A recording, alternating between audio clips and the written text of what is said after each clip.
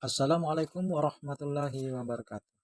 Kembali lagi bersama saya Irfan Husaini, calon guru penggerak Angkatan 10 Kabupaten Kutai Kartanegara.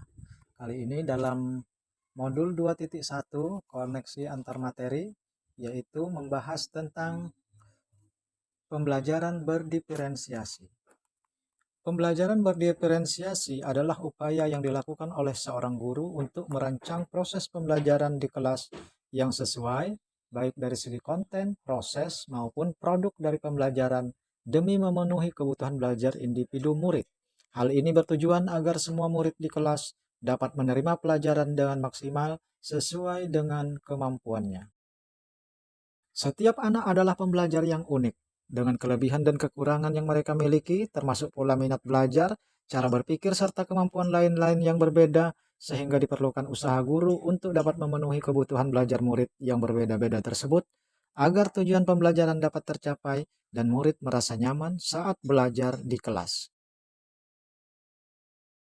Langkah-langkah dalam pelaksanaan pembelajaran berdiferensiasi diantaranya adalah itu dengan memahami tujuan pembelajaran yang didefinisikan secara jelas, kemudian bagaimana guru menanggapi atau merespon kebutuhan belajar muridnya, bagaimana guru menciptakan lingkungan belajar yang mengundang murid untuk belajar dan bekerja keras untuk mencapai tujuan belajar yang tinggi, serta manajemen kelas yang efektif, kemudian melakukan refleksi pembelajaran dan melakukan evaluasi hasil belajar melalui penilaian yang berkelanjutan.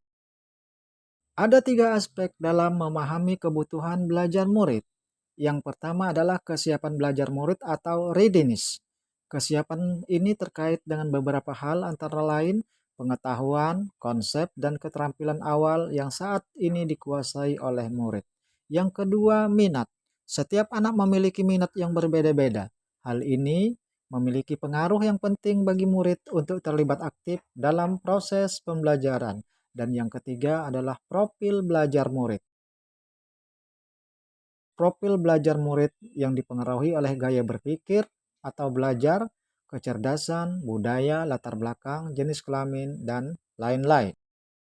Adapun strategi untuk mendiferensiasikan pembelajaran bisa dilakukan dengan 3 cara, yaitu diferensiasi konten, diferensiasi proses, dan diferensiasi produk.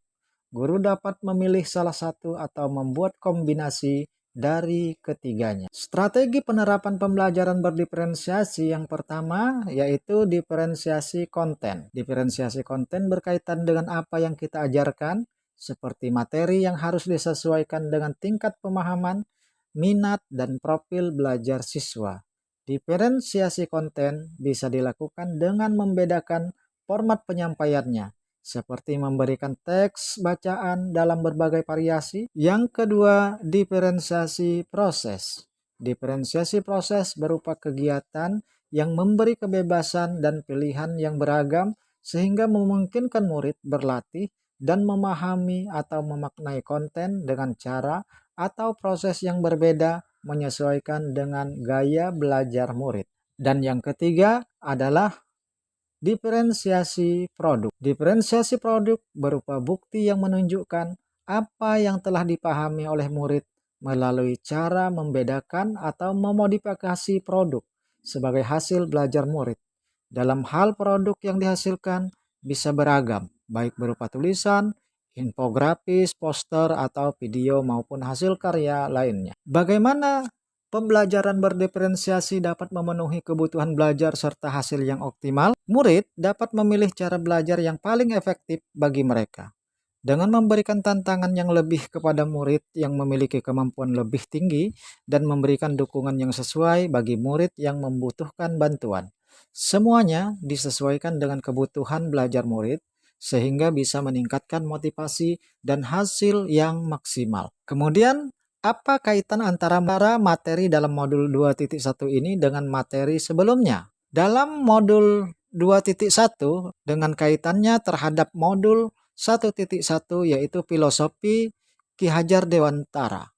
Agar pembelajaran berdiferensiasi dapat dilaksanakan, maka guru harus berusaha memenuhi kebutuhan belajar anak sesuai dengan kodrat alam dan juga kodrat zaman berdasarkan filosofi Ki Hajar Dewantara. Kemudian kaitan antara materi dalam modul titik 2 dengan titik 1.2, yaitu dalam melaksanakan pembelajaran berdiferensiasi harus menerapkan nilai dan peran guru penggerak dengan menerapkan pembelajaran yang berpihak pada murid, reflektif, mandiri, kolaboratif, dan juga inovatif, sehingga bisa menuntun murid ke arah merdeka belajar. Sedangkan keterkaitan selanjutnya yaitu keterkaitan dengan visi guru penggerak. Dengan melaksanakan pembelajaran berdiferensiasi juga dapat menjadi salah satu cara dalam mewujudkan visi guru penggerak yang berpihak pada murid sesuai dengan modul 1.3.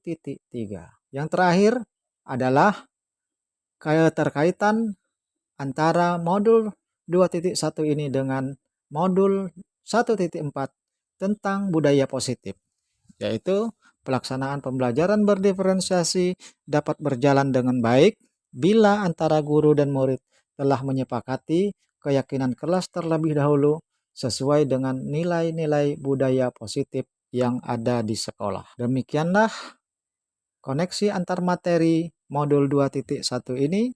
Terima kasih. Salam dan bahagia. Salam guru penggerak. Assalamualaikum warahmatullahi wabarakatuh.